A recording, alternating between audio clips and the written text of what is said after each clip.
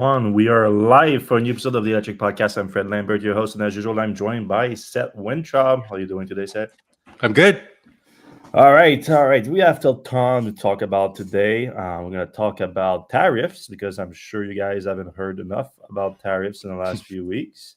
We're going to talk about Tesla's delivery numbers and the delivery numbers of a bunch of other EV automakers. I'm going to talk about the new Ioniq 6. We're going to talk about Honda, some weird new electric SUV coming, and a little bit more. But let's start about the biggest EV automaker in the world for now. BYD? It's delivery result for June. We're going to talk about BYD a little bit later, but yeah, it does look like BYD is going to take over Tesla this year. It's almost certain. But last year Tesla still was technically, when it comes to BEVs, all electric vehicle, still the biggest in the world.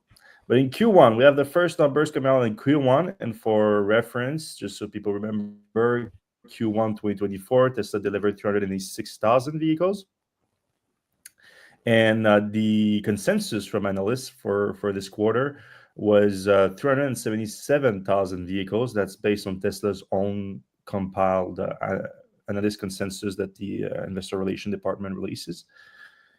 So even the most pessimistic analysts this quarter were expecting 350,000 or so deliveries from Tesla, and that consensus of 277,000 went down this quarter a lot. It started at around like 450,000 deliveries and went down by almost like 100,000 units basically throughout the quarter as people realized that Wall Street just is not ready. It doesn't understand what's going on with Tesla.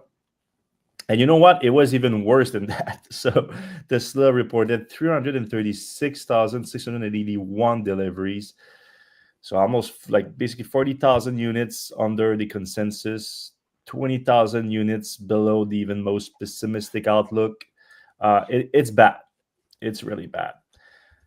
Of course, Tesla made sure that in the release is always very light for Tesla. You know, we complain about that a lot, that Tesla is one of the most opaque automaker out there. They just don't break down sales by model. They have the best-selling vehicle in the world in the Model Y, and they don't even break down deliveries of the Model Y. They bundle up with the Model 3, and then other models include Tesla Model S, X, Cybertruck, and Tesla Semi. So it's pretty wild.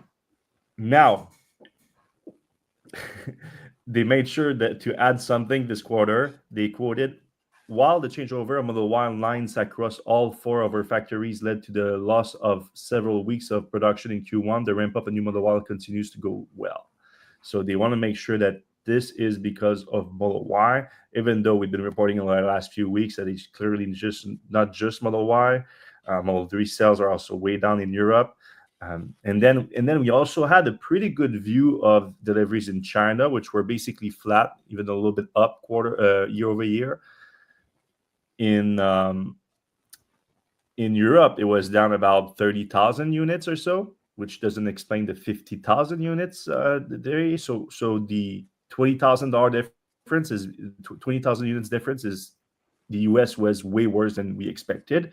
So it should give us an idea, excuse me, of the brand damage that Tesla is suffering in the US, on top, obviously, of the issues with production with the Model Y. You know what the stock did that day, Seth, when the deliveries was 40,000 units below expectation? It went up by 5%. Maybe the whisper number was even lower or something. Yeah, well, it sounds like it, but it makes no sense. It actually went down on the release. Right, So at the beginning. It came out at 9 a.m. Stock went down about 5%, but then went back up to neutral and up 5%, which again, no sense whatsoever. Some people attributed that to a report from Politico that Elon was preparing to leave Doge. So I guess Tesla investor figure, oh, Elon leaving the government is a good thing.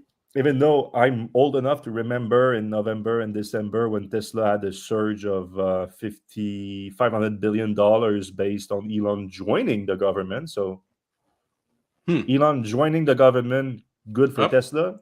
Elon leaving the government, also good Up. for Tesla.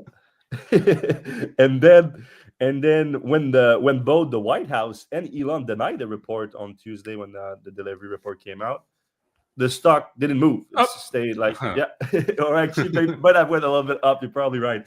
So made no sense whatsoever.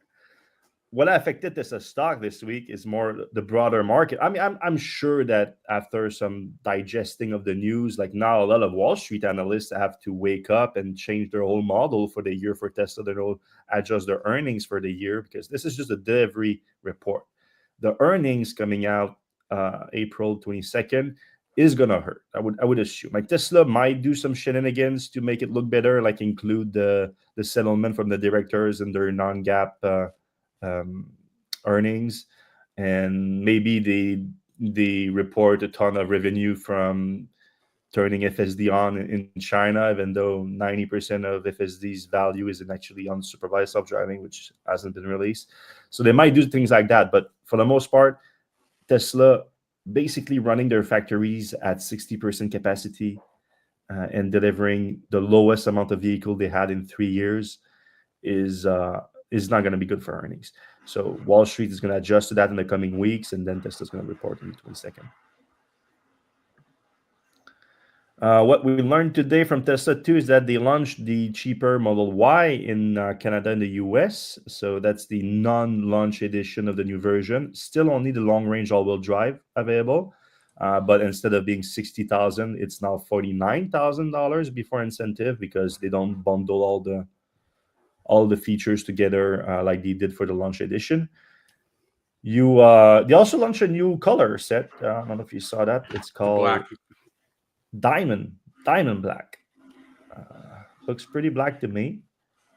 This is something I cannot recommend from Tesla. The black. I bought the black, the premium black on my Model 3 when I bought mine, and back then it was the Obsidian Black. It was called. It was the equivalent of the Diamond Black, and I mean, I cannot tell you how many times. In certain light, okay, yes, in very certain light, it looked a little bit better than the regular black. But there's a bunch of times when I park my car next to a solid black Model 3, and I'm like, I cannot see the difference. So for me, it was like $2,500 Canadian more or something. Now it's 1,500 US. But yeah, in Canada too, they launched a new version, and it's 70,000 Canadian dollars, which basically right now, based on the current exchange rate, which changed a lot these days, it is about 49,000 US. So it would point to Tesla and not anticipating to get any tariffs from Canada on the Model Y. We're gonna get into the tariffs in a minute, but you can get any version of the Model 3 or Model Y right now in the US in Canada within 1 to 3 weeks. So it's doesn't look like Tesla has any backlog whatsoever. We did report last week that Tesla started production of the new Model Y non-launch edition in the US, but they didn't launch the orders then because we assumed that actually we knew that Tesla had inventory of the launch edition still because they could deliver the same day. So we expected Tesla to not want to affect any kind of potential deliveries they could have of the launch edition at the end of the quarter and launch it the next quarter, which is exactly what happened. It's worth reading Electrek. Sometimes we'll get some pretty good prediction when it comes to Tesla. And then I had a big exclusive this morning, and this is also why you should read Electrek, is literally with all the tariff stuff going on and everything, no one has picked up this story, which I think is a pretty big story about Tesla, about the Tesla Semi, which if you've been following the podcast, you know it's actually the only vehicle program at Tesla right now that I'm excited about. And I've been a big proponent of electrifying Class 8 semi trucks. I think that if you can deliver a 500-mile Class 8 truck that can move as much cargo as a diesel or close to as much cargo as a diesel truck for a reasonable price, when you account the cost of operation being lower thanks to electricity rates generally being lower than diesel, you have a potentially revolutionary product on your hand there. And that's what Tesla's been promising with the Tesla Semi, and we've seen some test program, confirming the 500-mile range.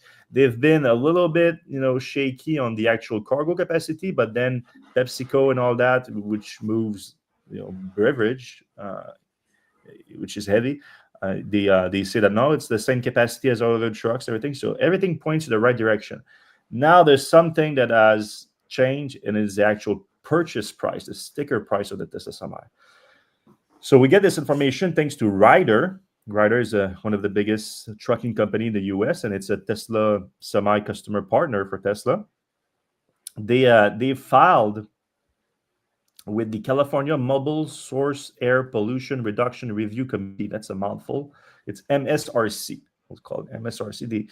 They were awarded early on. They reserved a bunch of Tesla Semi. So for those who don't remember, Tesla Semi was unveiled in 2017.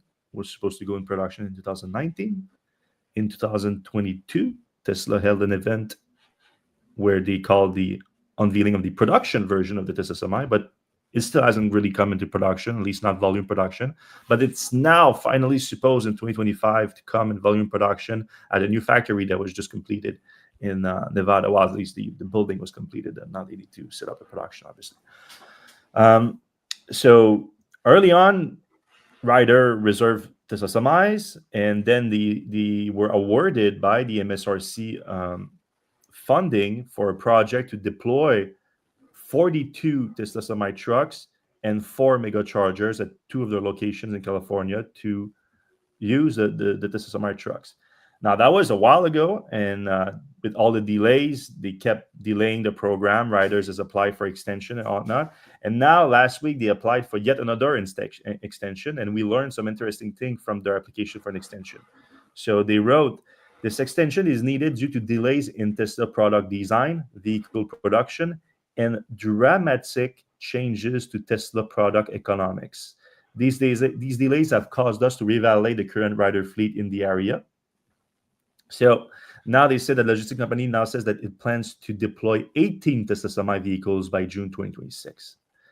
So that's due to the increase, the change in economics, which means price hike. They mean a big price hike. Now, they don't go into the details on the price hikes.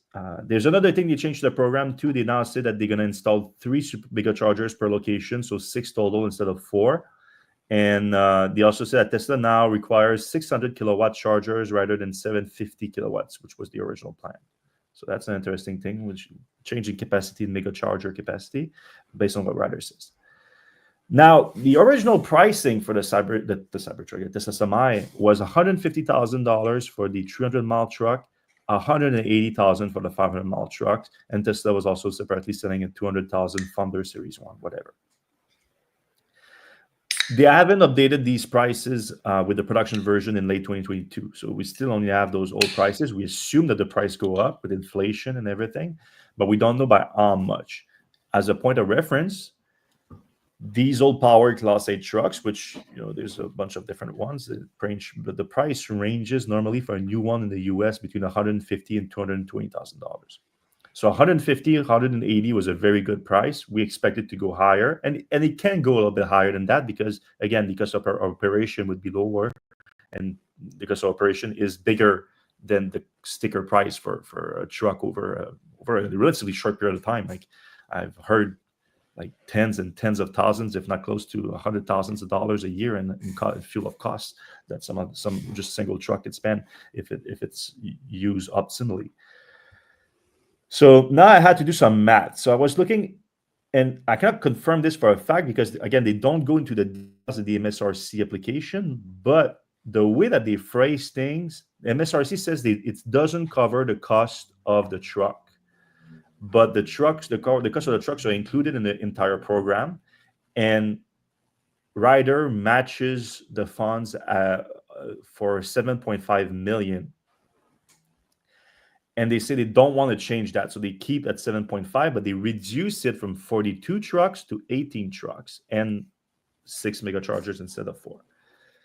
Now, MSRC says they are not going to give them more money because of the price increase. And since the program changed and reduced the number of trucks, they actually might reduce the amount of money that they gave them.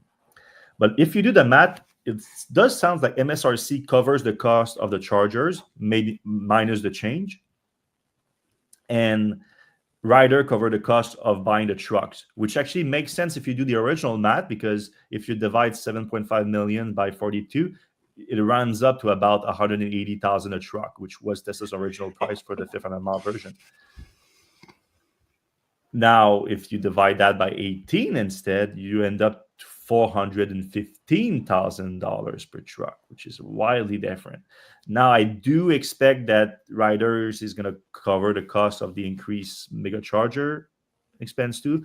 We cannot know how much exactly, but I would expect that. But still, I wouldn't be surprised if this means that the Tesla Semi now costs closer to between $350,000 to $400,000 per truck, which is basically more than double of the original price. And also, it changes the whole economics of it. Like at these prices, I don't think it is a revolutionary product. It is, it's still an impressive product and everything. And I'm sure they're going to sell a few, but I think it would need to be closer to $250,000 to $300,000. And then when you account the savings, the fuel savings, then it starts to make a lot more sense for people. But for now, I think it's somewhat limited. Did I burst your Tesla Semi bubble, Seth, or? My bubble's been burst for a while. Yeah, you weren't as hype as I was for the program, I think. I was originally. Like I remember that launch event was pretty exciting. The whole thing with the Roadster as well. But it's been slow to get off the ground. Yeah, I mean 6 years of delays will do that to you. All right, let's talk a bit about the tariffs, because that was the big story this week, and it does affect the EV world, does affect Tesla, does affect other automakers. So Liberation Day was April 2nd, same day that the Tesla released its delivery results too. So it kind of muddied the whole water there a little bit. But Trump announced a list of reciprocal tariffs. That's what he calls them.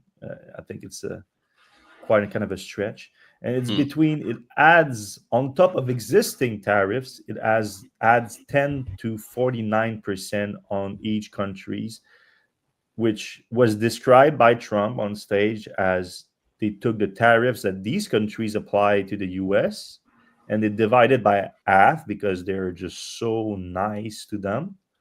And that's how they come up with the tariffs.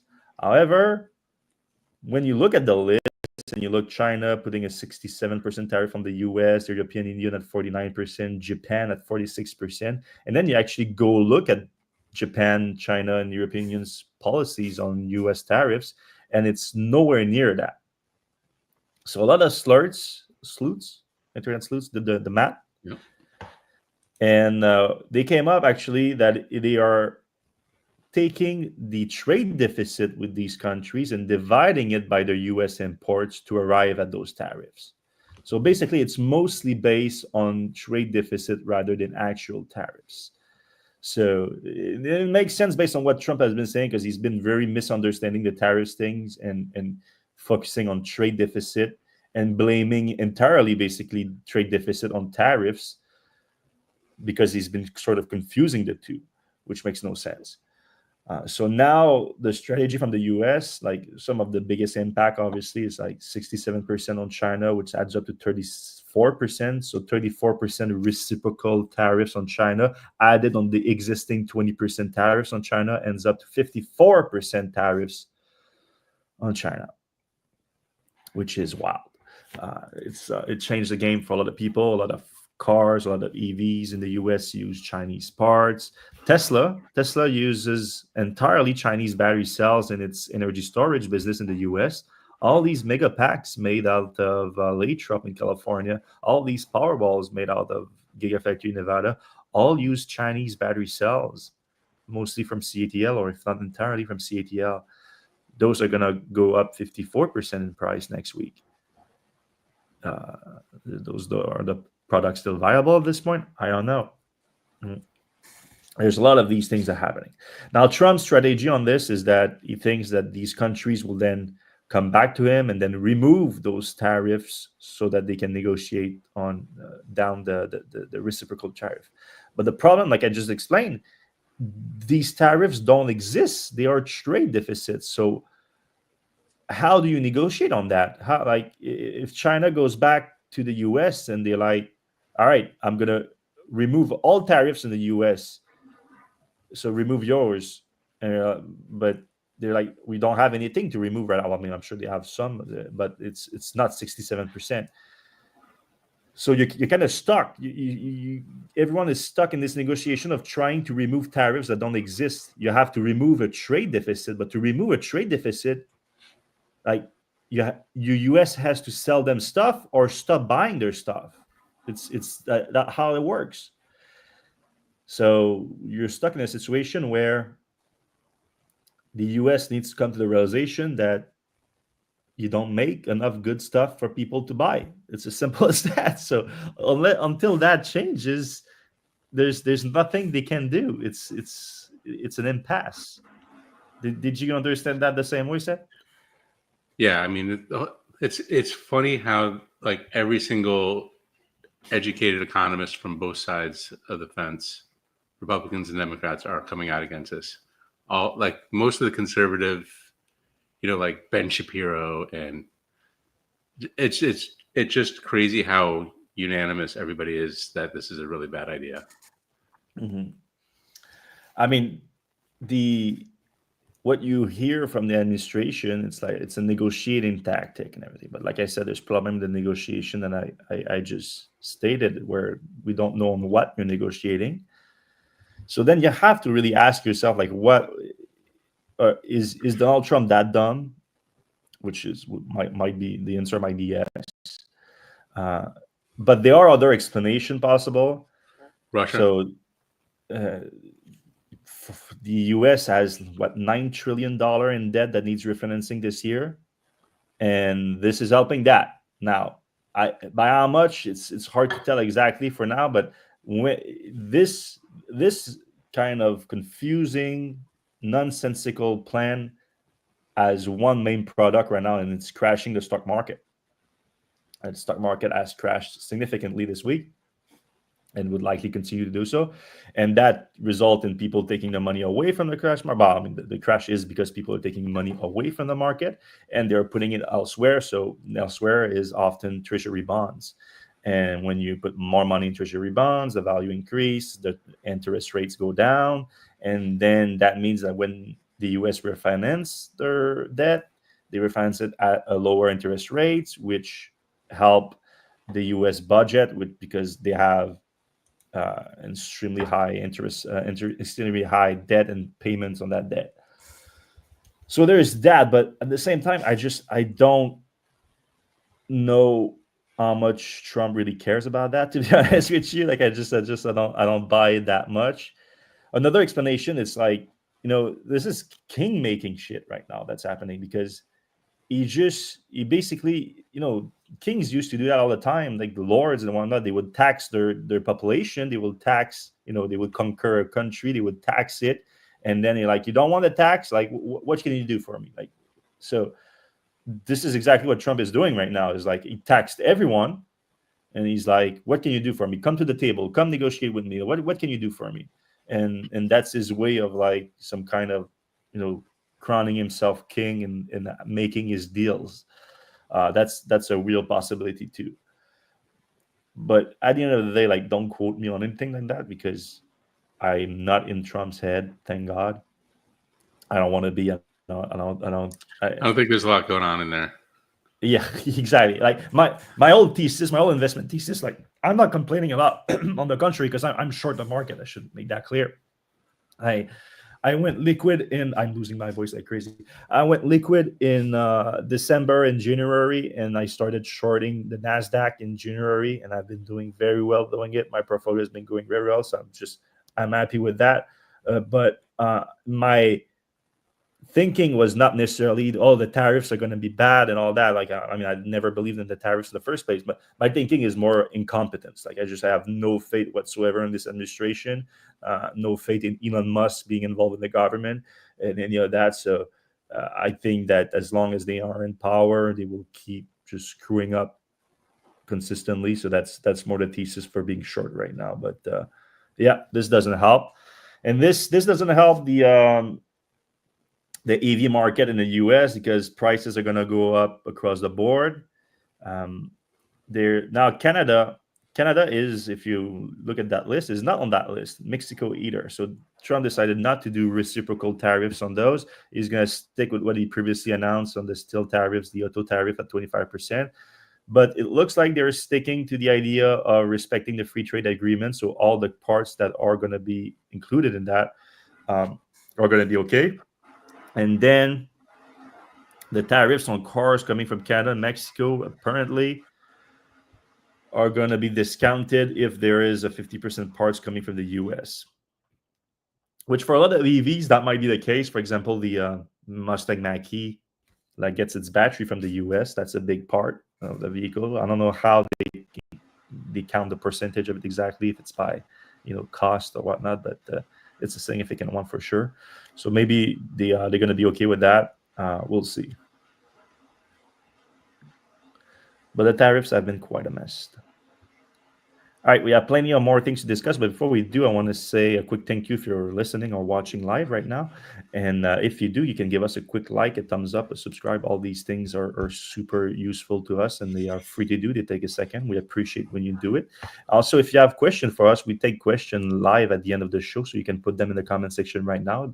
I would appreciate if you started with question dash and then can ask your question so that we don't have to go through some of the conversation going on right now in the comments. All right. BYD released its Q1 delivery result, and that's some kind of scale that's just mind-blowing. They deliver in the first 3 months of the year just over 1 million electric vehicles, 1,804,000. That's up 60% year over year. That's insane. 60%. Now, not all these vehicles are full electric. So full electric, it's 416,000, and PHEVs is the rest. So still extremely impressive. Just on the BEVs, they delivered almost 100,000 more BEVs than Tesla did in the first quarter. So it's now looks extremely likely that for the whole year they will overtake Tesla, because Tesla has 90,000 units and 80,000 units to catch up. So yeah, it's and I don't see Tesla's situation improving a ton this quarter. They might sell a little more vehicle in Q2 than they did in Q1 with having non-launch edition Model Y and all that, but not by that much, I think. And the idea is like launching new vehicles every other week, basically. So, well, Tesla has the Cybertruck. Ford has been doing well. They increased their output by 21% in Q1 with the Mach-E, 11,600 deliveries. Then you have behind that, you have the Chevy Equinox EV at 10,000. You have the Hyundai Prelude that is basically the same thing at 9,500 units. The Ioniq 5 up 25% at 8,600 units. Volkswagen ID4 7,600, also up about 25%, 24% to be exact. The Chevy Blazer is doing pretty good, 6,000 units. It's a little bit more expensive than the Equinox, but doing about 60% of the volume. And the BZ4X has surged quite a bit at 5,600 units, but I think that's because they basically are giving them away at this point.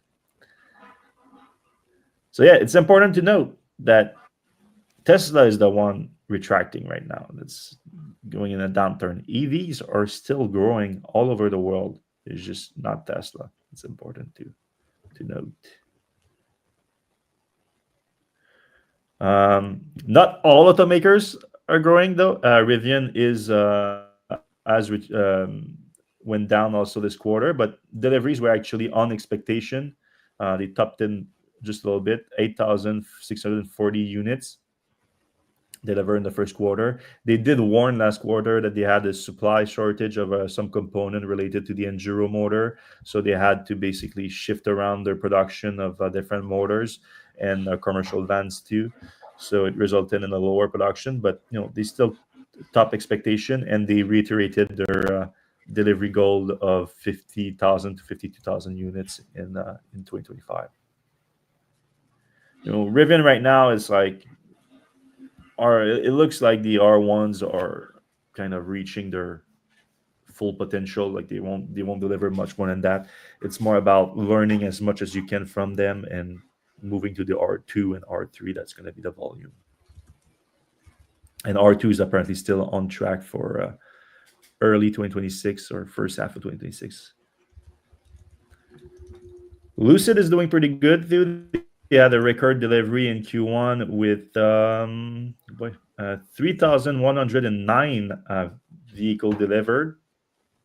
So the gravity is now contributing a little bit. I don't know if they break those down. I mean, it just started, the gravity, so I'm sure it's not. No, I don't think they broke down the two. It just started anyway, so it's mostly air probably, but still, it's a couple, like literally like 10 units higher than last quarter, but significantly higher than the less than 2,000 units delivered in Q1 2024. So, significant growth from Lucid.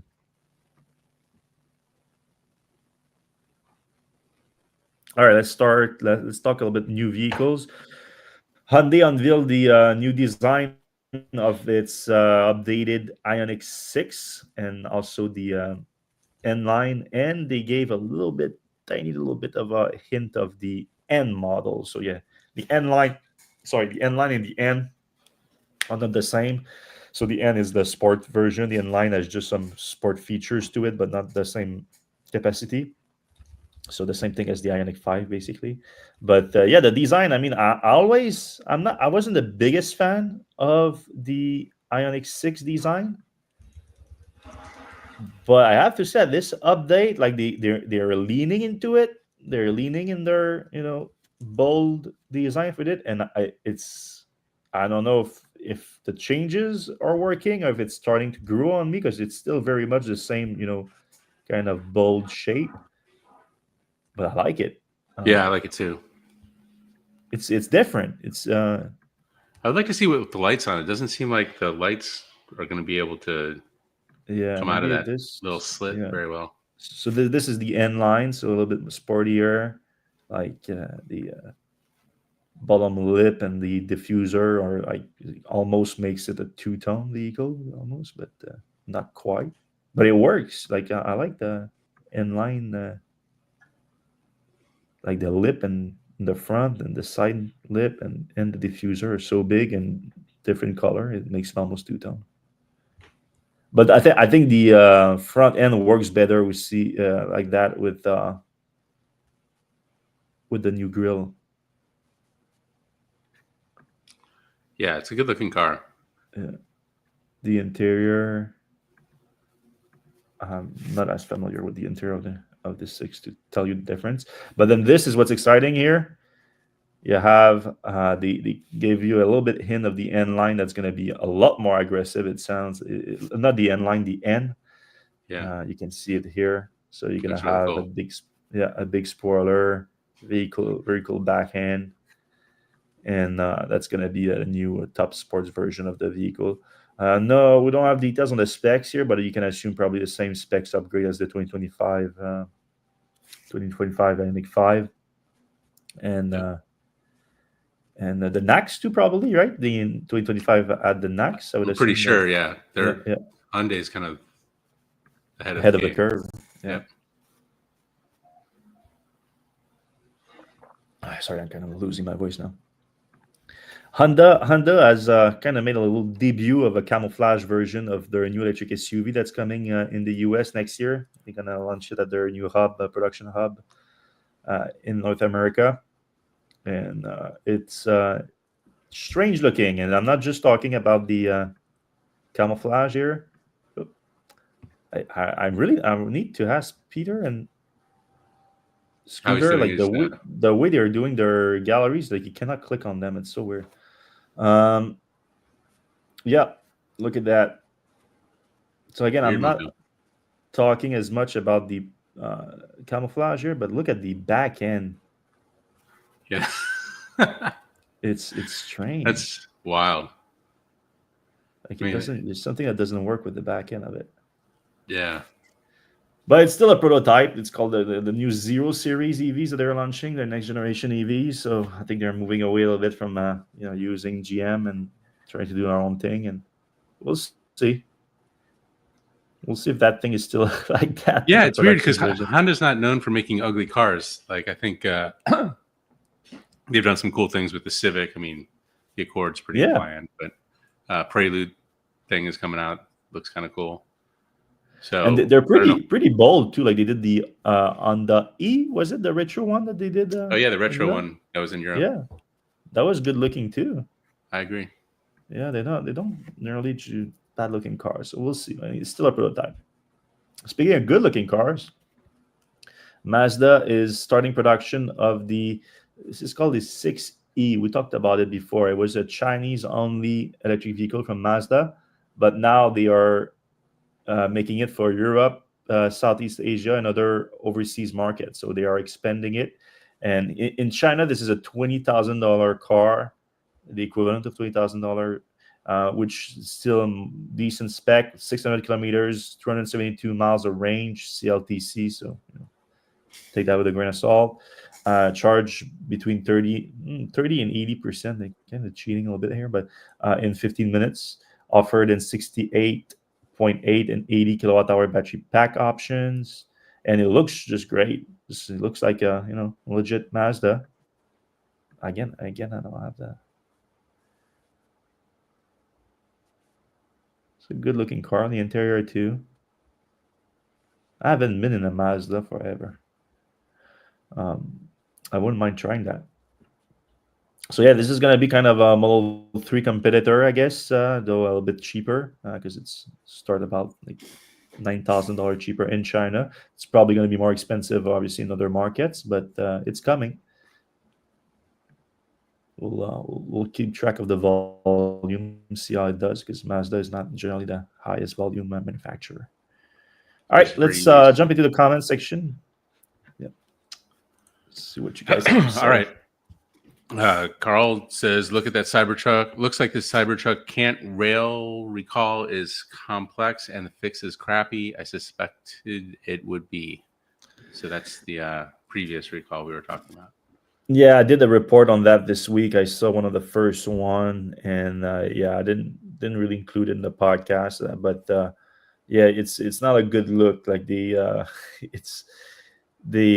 have there's confusing report because I actually found on Tesla service website the video to show how to do it, and to show how to do it, there's no weld on it. So it's just they removed the cantrail, they applied some boot heel tape, like it's some tape that remove vibration, and then they removed the two nuts that are keeping the cantrail together. They replaced it with new ones, and that's about it.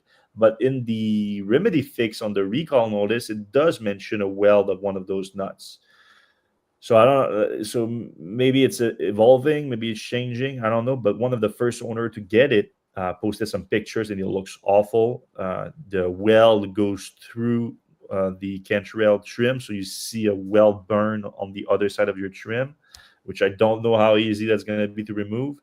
And also, I mean, that's for a specific one. I would assume that some other people won't do that, but there's a giant panel gap on the cantrail. So this is an 80 to 100,000 vehicle right now, and getting that is just not fun.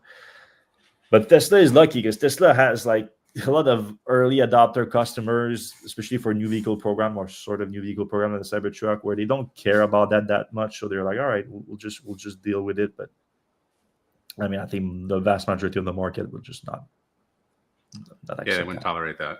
Yeah. All right. Gonzalo says, traded my Model 3 on Sunday for a Lucid Air Pure, more range, smoother drive. Yeah, we've been noticing Lucid's numbers just going straight up. Yeah, the interim serial this week said that 50% of the new buyers right now are coming from Tesla, like they're trading in their Tesla. So that's a big boost for Lucid, and you're gonna love it, man. I mean, I love my Model 3, Model 3 Performance. I think it's one of the most fun cars to drive ever. But when I got into the Lucid Air last winter, I had a blast. I had a touring version, but I'm sure the Pure is also very good. All right. I've lost hundreds of thousands of dollars in my retirement accounts over the last few days due to the tariffs. I'm not alone. I think we feel comfortable buying a car right now. That's a good point. People aren't really excited about buying a car when their life savings is cutting 10% off. Yeah, and the chances of going into a recession right now is higher than it's been in years. It looks extremely likely at this point. I think the poly markets had switched to more likely than not this week. Oh wow! So, I mean, obviously, big purchases like a car get delayed. So yeah, for the entire market, this is not good. All right, Musk will claim on the earnings call that Trump has pre-ordered 2 million Optimus robots to replace the U.S. military members Doge is firing. Nothing Elon has said out loud was true. That is a wild but entirely possible claim. I do expect the. Oh, sorry. I think we got a delay going on, but I do expect the earnings call is going to be an interesting one this quarter, where Elon's going to make some wild claims. Try to claim victory on the self-driving, Optimus progress, and all that, just to distract everything to the fact that Tesla's main business of selling electric vehicle is crashing right now, and he's not doing anything about it because in his mind, he believes that self-driving is going to solve everything. Well, it's going to come this year, I'm sure, right? 2 weeks. All right. What about buying a car from the company that's aligned with the guy who created the tariffs? Hell no. Tesla is so toast. It does seem like they're in big trouble. Justin from LinkedIn says Rivian R2, R3X, R3 will be game-changing in 2026 to 2028. That's next year. Mm-hmm. The R2 is coming out. I've got an order for one, so hopefully we'll see one. Liquidation Day, not Liberation Day. That's a good. hopefully, I didn't know that too. Like Liberation Day, like it's the third time that he used the term. It was supposed to be January 20th, and then it was supposed to be before that too. Like it's the third time he used it. It's like, I mean, come on, the guy's just like lost his mind. Yeah.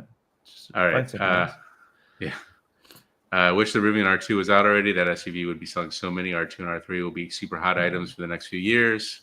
Yeah. I mean, it does beg the question, like, why doesn't like Ford come out with an electric Bronco or something?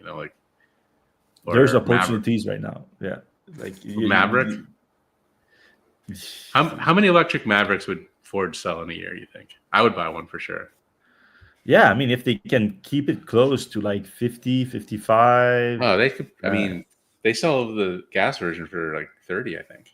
Yeah, but you still need a decent sized battery pack to get some kind of utility from it. So, but at 50, 55, with you don't necessarily need 10,000 pounds of towing capacity and all that. So, I think they would sell in the hundreds of thousands.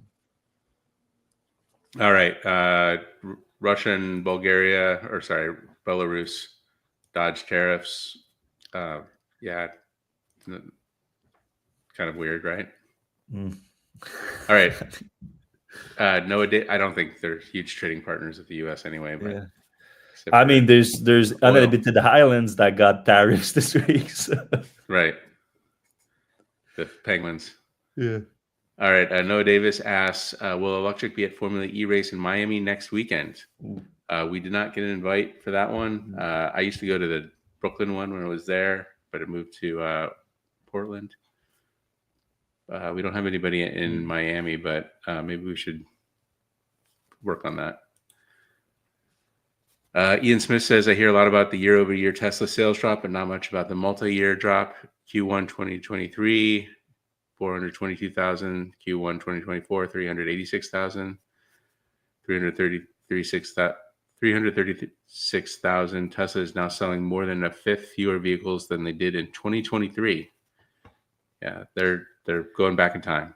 Yeah, it's a good point, especially going against Tesla right now, one of the main problem, obviously Elon Musk, but like to just convince the market, you need to convince the market of the reality that's happening right now, that Tesla's brand is just completely devastated and we need a turnaround.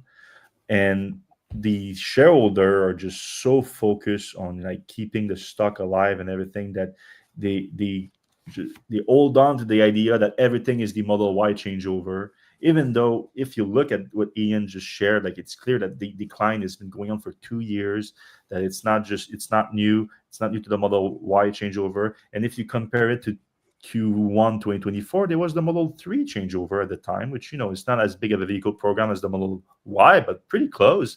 And that was happening. It was affected the sales, and then Model 3 sales are now down from that time. Everything looks bad. People need to wake up. Tesla's main business is selling cars, and it's not selling as many, and it's selling them for much smaller gross margin. The self-driving pivot that's going to happen in June is just a distraction for the giant liability that Elon has created for the model, for the self-driving promise on consumer vehicles. We need to wake up. Simple as that. Yeah.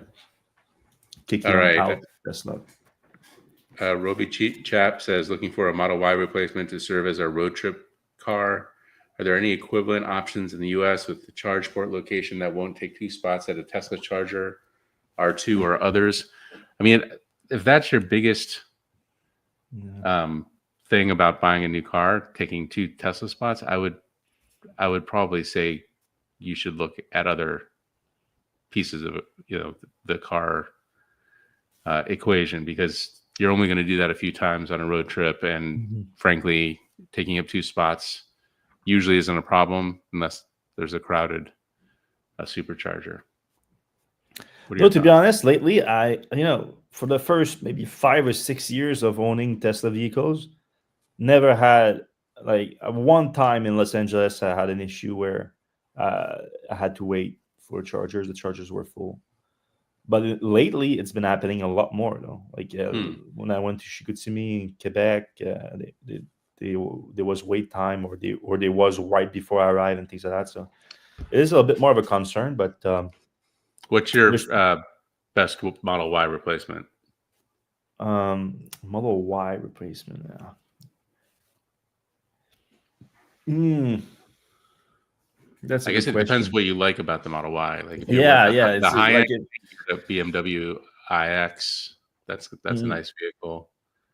Yeah, I mean, if price is not too much of an issue, I mean, the Q6 is pretty dope. EQE, and Mercedes. Yeah, and you won't have a problem with it when it comes to the charger. In fact, you can have a charger on both sides if you want. The one on the passenger side is going to be level 2, but the level 3 is going to be on the right side for the Tesla supercharger. So Carl says the Mach-E, but the Mach-E, I think the Mach-E, you will block a station. Yeah, so that's the only reason I didn't use it. But the Mach-E would be a good alternative too. I just didn't use it for that. But I mean, the Ioniq 5, if you want to go a little bit smaller and everything, is a great one. And then you gotta have the NACS on it too. So the EV6, a little bit more sedan-like, but still. Maybe the Blazer. The Equinox Blazers are a little bit in the lower end. That would be the option, I think. All right. Moving on. If the R2 wasn't coming in the next 18 months, I'd be looking at the new Ioniq 6 to replace my Model 3. It looks really fantastic. Yeah, I'm impressed. It's a good-looking car. I read the Ioniq 6 doesn't have one-pedal driving that stays on all the time. Hopefully they fix that in the new one. I don't think that's true. I think there's a setting that you can turn off the regen. But all one-pedal driving is strong regen. So, and I know that exists. I don't know how strong it is, though. Did you guys see the Out of Spec is trying to get their Cybertruck bought back due to constant problems with it? I didn't see that. Did you?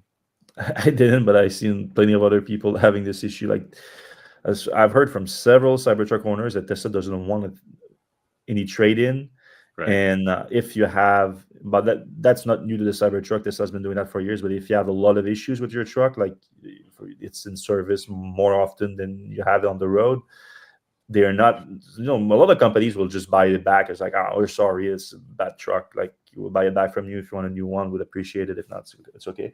But for the Cybertruck, Tesla just doesn't want any of these truck back because it has 2,400 units in inventory right now, and that's like a whole quarter at this point for Tesla of Cybertruck. So they don't want any back, and they're not accepting any trade-ins, and they're forcing you to go through lemon law if you're not happy with it. So bad. I don't like the Ioniq 6. The design looks terrible to me. The Ioniq 5 is better to me. Rivian, that is the best looking EV ever. Reserved my R2. I guess there's subjective stuff about that. What are both of your thoughts on the used EV market in the US if these tariffs remain this year? Well, I hate to say this. I really hate to say this, but like used Teslas are going to be cheap as not. I mean, they're going to be very cheap because so many people are getting rid of them just because they hate Elon Musk. So there's going to be there already is probably a flood in the market on Tesla. Yeah, they're cheap now. I think they're going to go up in prices. I think all EVs, I think it's going to be a lot. I mean, if the tariff stays in place, I'm not saying they will, because I don't, like, who knows with Trump. Mm-hmm. But if they do stay in place, we could get a situation similar to like COVID and the supply chain issues that increases the price of everything, and including prices of new cars going up, then price of used car go up because people go more to used cars because they don't want to pay the new car prices. So the used car prices go up. I don't think it's going to be as bad as the COVID time, because there was also the big EV boom at the same time. But we could see that. So maybe take that into account if you're in the used EV market right now. All right. Jo says, I don't trust used EVs for now. They seem more risky than a used ICE car. I wouldn't say that. What's that company that we used to work with? Recurrent? Mm-hmm. They kind of check the status of the battery, so it's kind of like a Carfax for batteries. Yeah. Check them out. You'll kind of understand what kind of battery you're going to get yourself into. And then the rest of the car, honestly, is going to have a lot less damage than an internal combustion engine car. So yeah, the battery is the big concern, because if you do need to replace it, it is expensive. So it's okay to have concerns about that, but like you said, most of the time you won't need to replace it, so it's not that big an issue. Also, it depends like how used of an EV, how old it is, because a lot of them are still under warranty for the battery, because most of them have an 8-year powertrain warranty. All right. What are the chances Canada stops buying U.S. cars and buys inexpensive China vehicles? I mean, I guess they already are a little bit. But well, no, we still have the tariffs on them. So that's the main issue. We see, like right now, we're putting a 25 tariff on all American car unless they are compliant with the free trade agreement. So I think most of them are going to be compliant. So there's no tariffs on U.S. cars, even though there are a tariff, or there's going to be probably a 12.5% tariffs on Canadian car. It's not even clear yet. But yeah, if that happens, I would certainly hope for the Canadian government to apply a tariff on U.S. cars and remove the tariff on the Chinese vehicles, and do a deal with China over this. Like, you can increase trade with China, because the main thing that this is accomplishing, the tariffs that the U.S. has announced, is isolating the U.S. I mean, today, why the market crashed? Because the market crashed a lot on Wednesday, on Thursday, following the Wednesday announcement, or whatever day was. But today, the market is crashing because of the Chinese retaliation, and then China, Japan, and Korea all came together saying that they will partner up to form a trade strategy against the U.S. We are so screwed.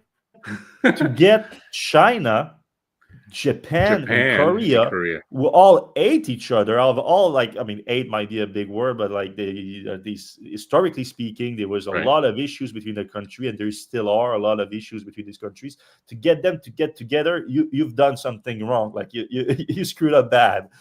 So yeah, this is a real problem. So it's a real problem for the U.S. and I'm not saying the U.S. has zero leverage. Obviously, it's a giant market that has a lot of buying power. So yes, people want to get in, but like right now, you have a government that says, screw you, you're not getting in. So okay, if you do that, but then you have an opportunity for all the rest of the world to partner up and like, all right, the U.S. doesn't want in, but we know how tariffs work and we know what the trade deficit is. So let's just focus on how to improve ours rather than work with just pumpkin spice Palpatine in the U.S.